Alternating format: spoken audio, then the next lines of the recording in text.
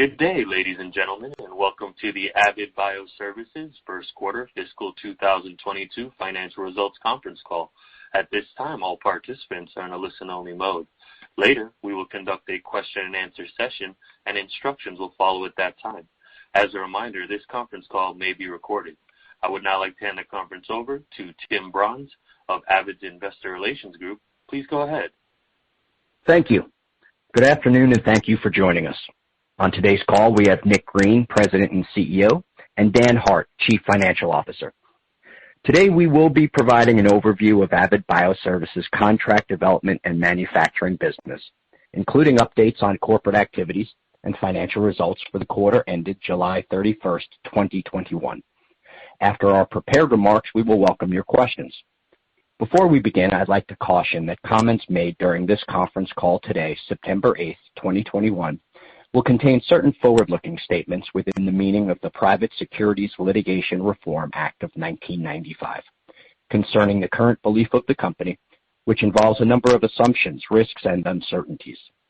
Actual results could differ from these statements, and the company undertakes no obligation to revise or update any statement made today. I encourage you to review all of the company's filings with the Securities and Exchange Commission concerning these and other matters. Our earnings press release and this call will include discussion of certain non-GAAP information. You can find our earnings press release, including relevant non-GAAP reconciliations, on our corporate website at avidbio.com. With that, I will turn the call over to Nick Green, Avid's President and CEO. Thank you, Tim, and thank you to everyone who has dialed in today and for those who are participating via webcast. On the heels of a strong fourth quarter and full fiscal year 2021, we are pleased to announce another robust quarter. During the first quarter of fiscal 22, we recorded an increase in revenues compared to the prior year period, exceeding estimates for both revenues and earnings per share. Our margins are significantly improved during the first quarter, reflecting the efficiencies of our business model and our ability to strategically leverage our existing fixed costs. In business development, we continue to expand and diversify our pipeline with the signing of multiple orders during the period. And as always, our BD team remains highly engaged in the pursuit of multiple new business opportunities. Finally, with respect to operations, both Phase 1 and Phase 2 of our expansion projects remain on track. I will provide additional details on business development and operations following an overview of our first quarter financial results. And for that, I'll turn the call over to Dan. Thank you, Nick. Before I begin, in addition to the brief financial overview I'll provide on the call today, additional details on our first quarter financial results are included in our press release issued prior to this call and in our Form 10-Q, which was filed today with the SEC. I'll now provide an overview of our financial results from operations for the quarter ended July 31st, 2021. Revenues for the first quarter of fiscal 22 were $30.8 million, representing a 21% increase compared to $25.4 million recorded in the prior year period. The increase in revenues during the first quarter was primarily due to the growth in the number and scope of in-process and completed manufacturing runs, as well as an increase in the number of process development projects during the 22 period. Gross margin for the first quarter of fiscal 2022 was 37%, compared to a gross margin of 34% in the first quarter of fiscal 2021. The increase in margin was primarily from higher manufacturing and process development revenues during the period, as well as the receipt of a $3.3 million fee for unutilized reserve capacity from a customer during the quarter, similar to the $3.1 million fee from a customer received during the first quarter of fiscal 2021. As such, the gross margin percentages for both the current year and the prior year periods were strengthened by these unused reserve capacity fees. These fees improved margins by approximately 7% and 9% for the first quarter of fiscal 2022 and fiscal 2021, respectively. While we believe the positive trend in our gross margin demonstrates the growing efficiencies of our business model, we do expect to increase hiring in the coming months to support our growing manufacturing capacity, and this may impact margins in future quarters. Total SG&A expenses for the first quarter of fiscal 2022 were $4.5 million, an increase of 17% compared to $3.8 million recorded in the first quarter of fiscal 2021.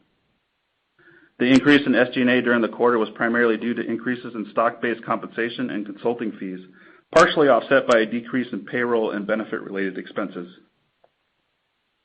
For the first quarter of fiscal 2022, we recorded net income attributable to common stockholders of approximately $6.3 million, or 10 cents per basic and diluted share, as compared to a net income attributable to common stockholders of $3.3 million, or 6 cents per basic and diluted share for the first quarter of fiscal 2021.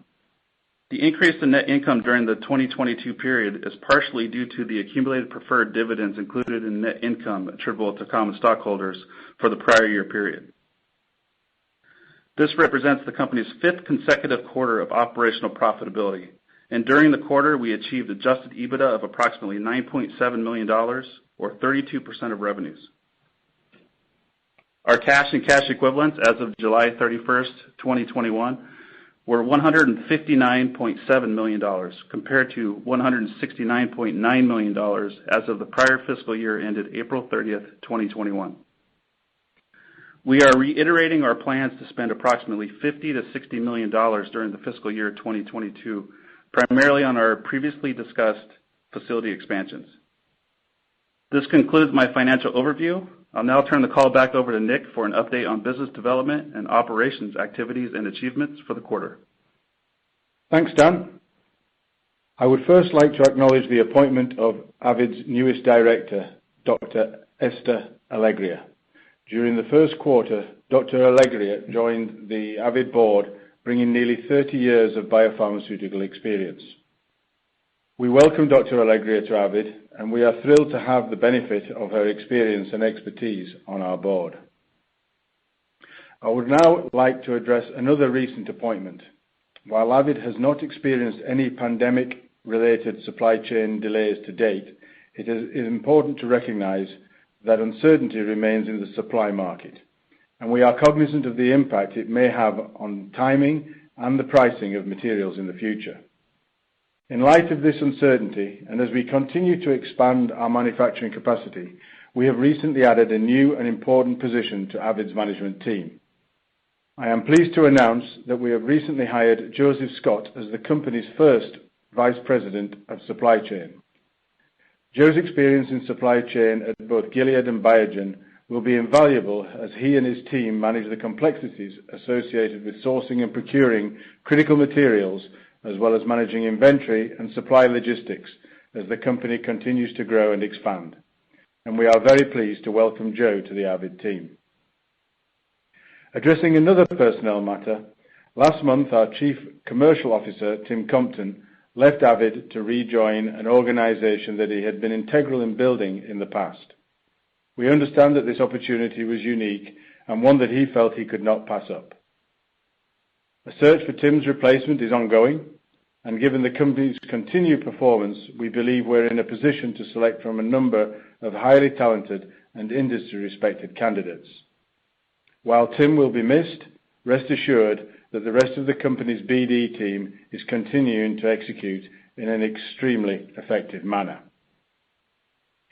During the first quarter, the company signed new project orders totaling approximately $23 million from new and existing customers, including the previously announced commercial manufacture of the humanized monoclonal antibody portion of Zynlonta, a recently approved cancer treatment developed by ADC Therapeutics.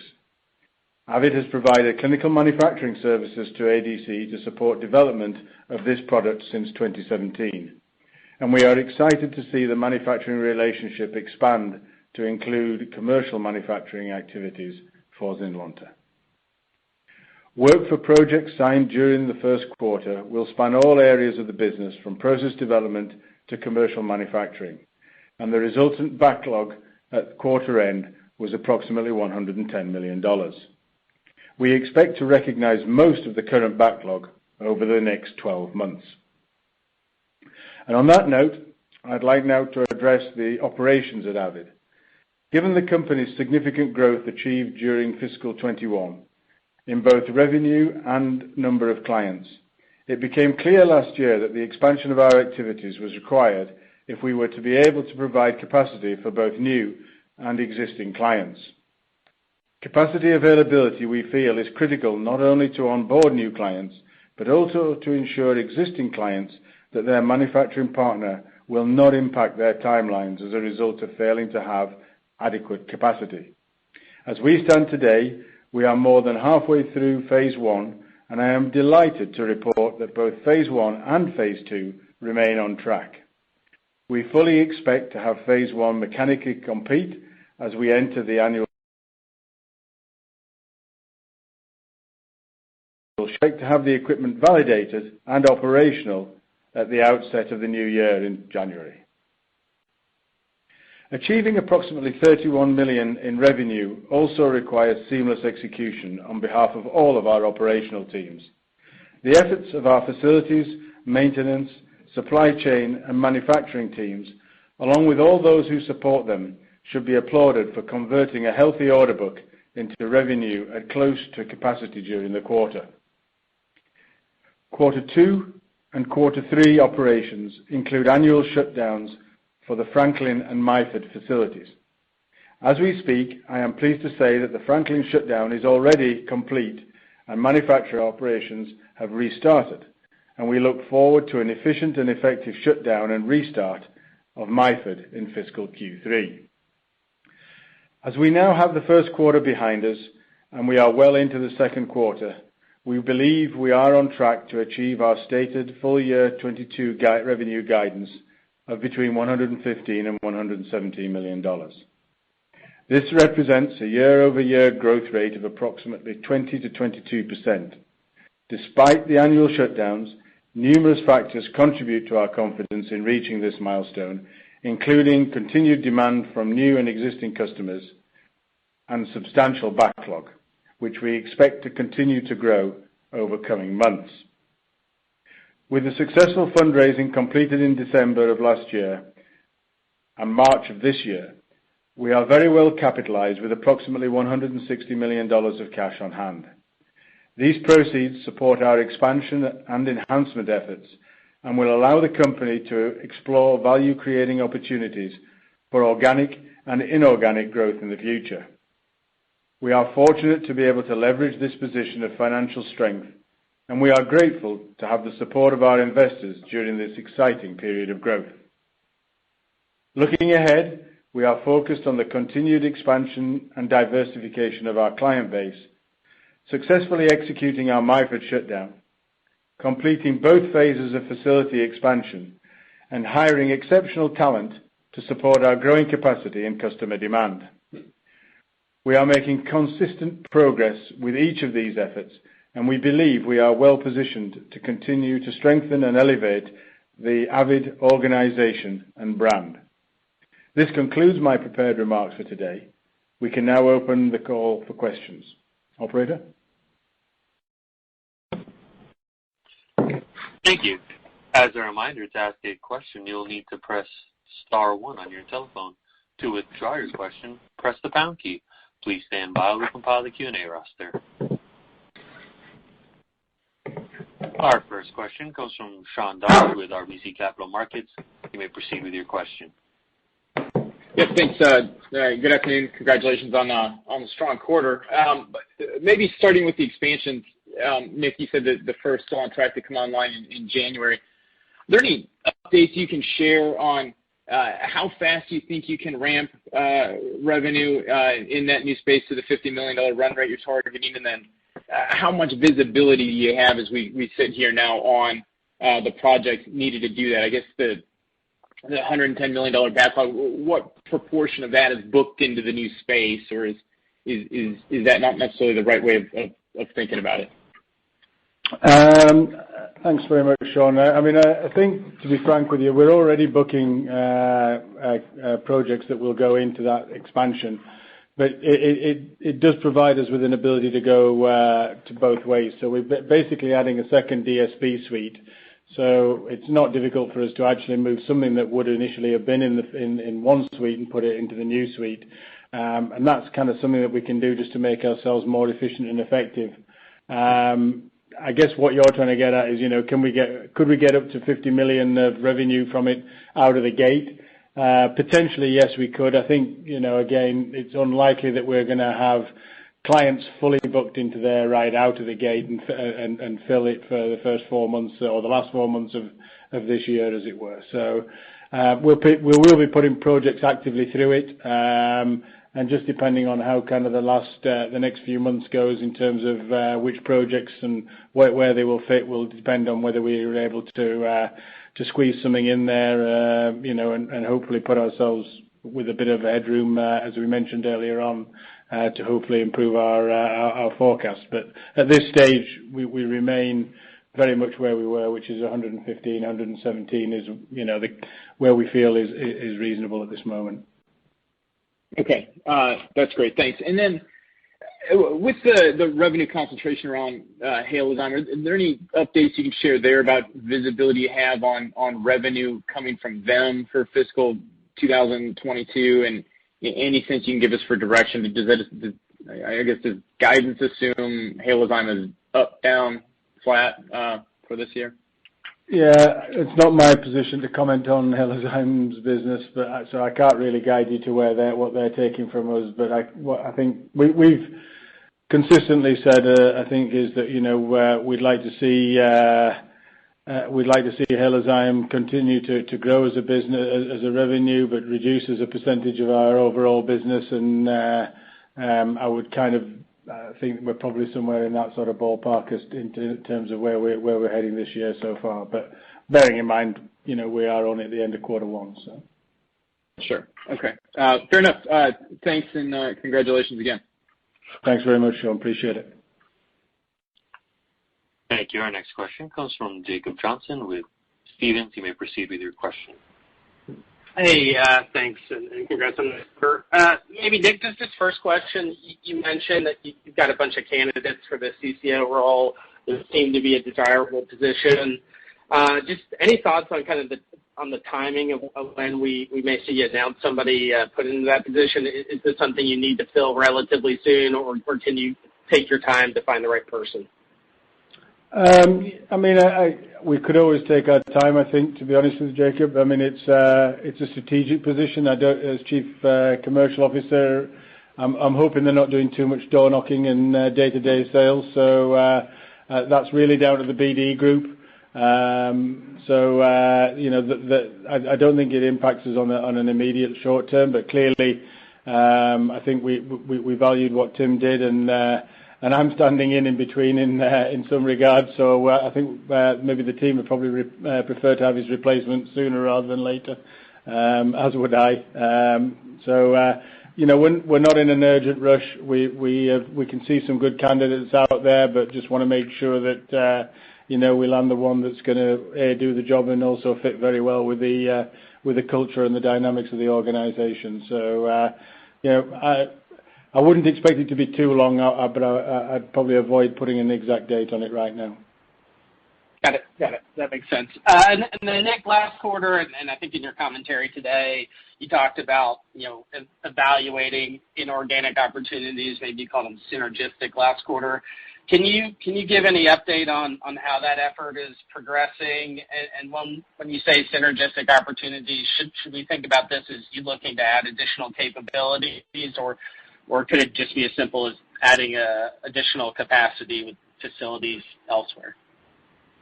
Yeah, so I understand the desire to see what we're going to do with the funds that we've got, and obviously we're as keen to execute as anybody. But I think it's a little bit like when I first came on board and the expansion.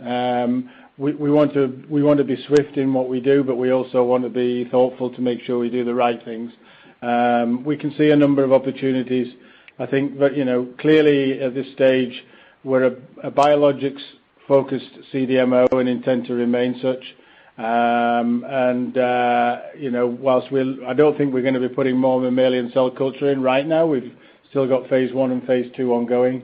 But we can see some other opportunities out there, and as soon as we are in a position that we think it's the right thing to do, then obviously we'll be letting people know. It will be as quick as we can, but also we're not going to rush just for the sake of rushing, as it were, and make bad decisions. Makes sense. Thanks for taking the questions, Nick. Thanks very much, Jacob.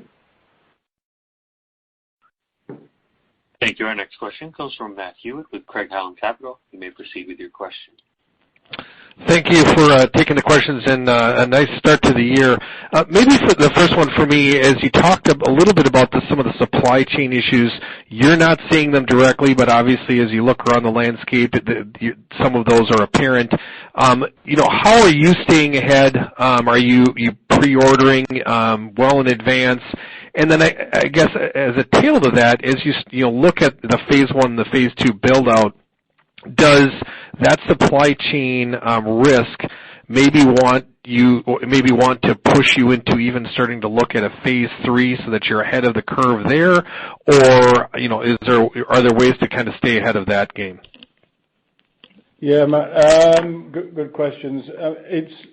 Why have we managed to do it so well? I mean, I think it's a little bit like I've often said a swan or a duck swimming across a pond. It looks quite graceful on the top, but we're paddling like hell underneath. And that's kind of what the team are doing. They're dodging and weaving and trying to make sure that they get there. And I think I've alluded to this before. On occasions we've got closer than we wanted to do. So I think there's a lot of hard work and an element of luck. And it's only for the sake of one item here and there every now and again that you could get caught out. So it's not one that we relax on. It's not one we're in total control of, to be frank.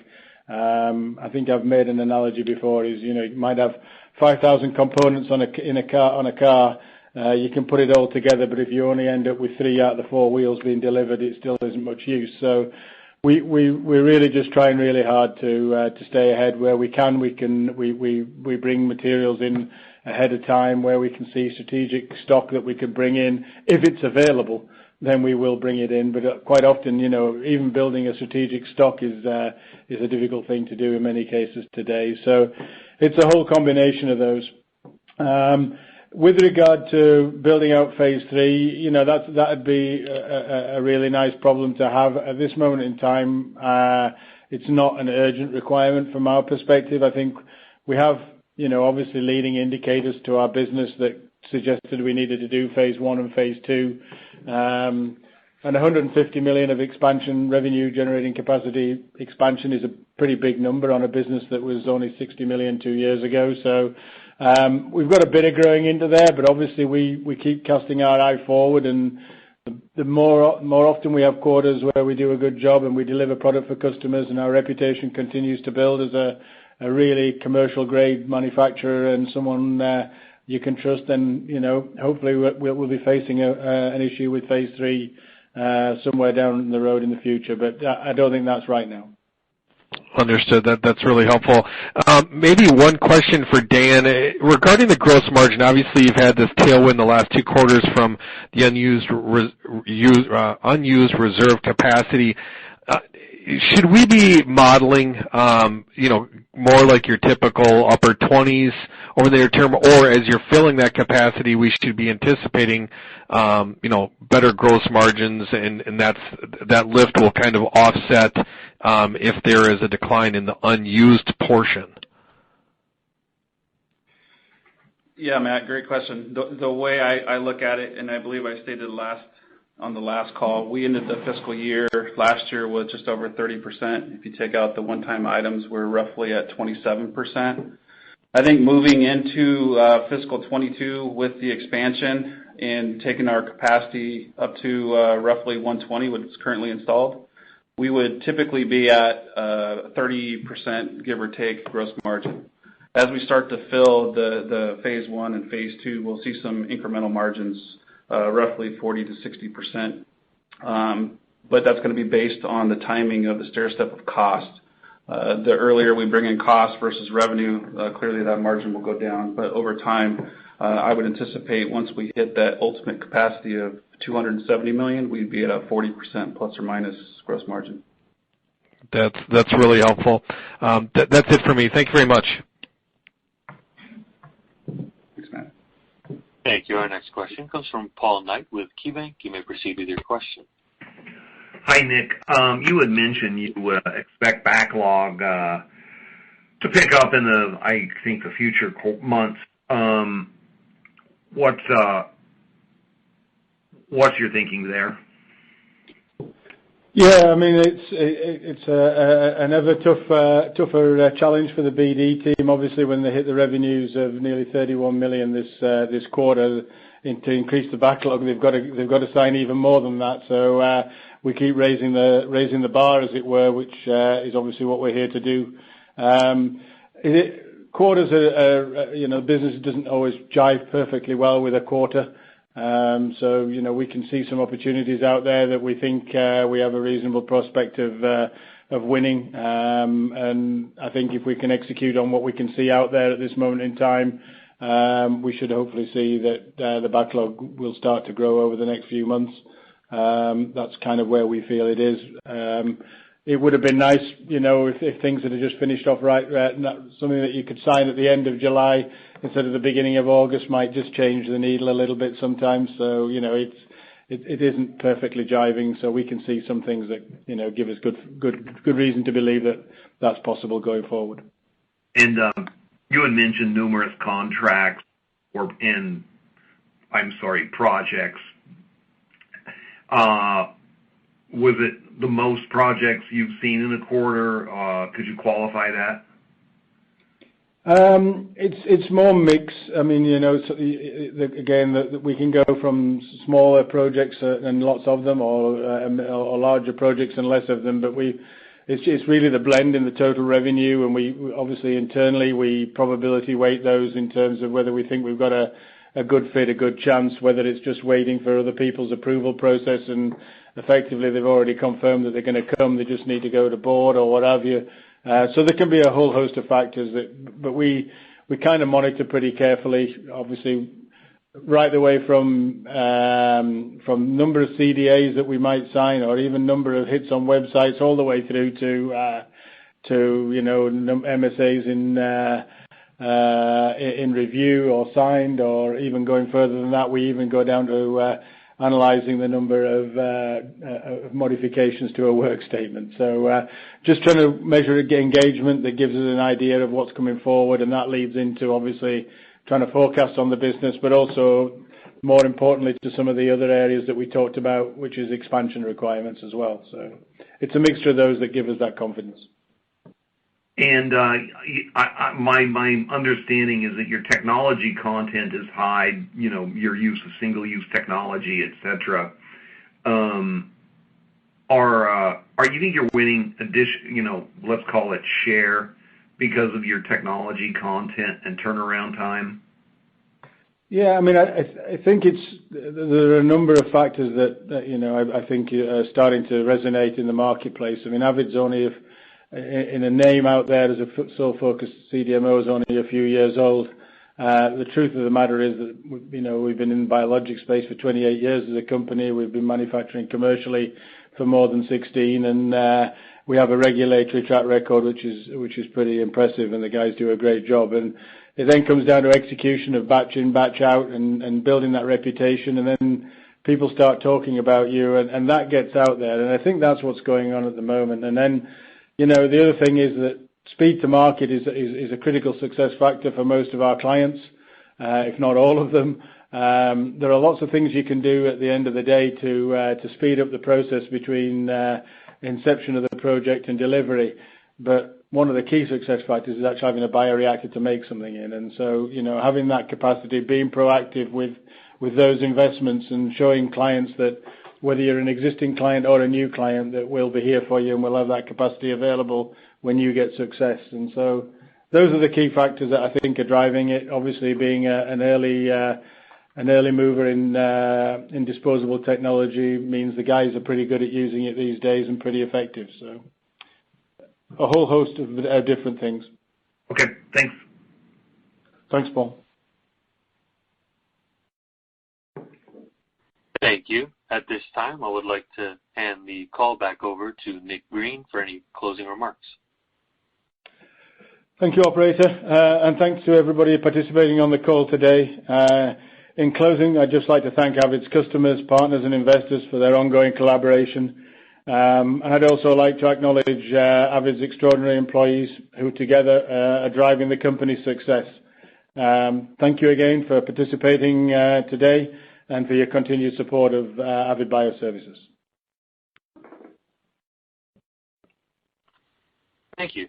This concludes today's conference call. Thank you for participating. You may now disconnect.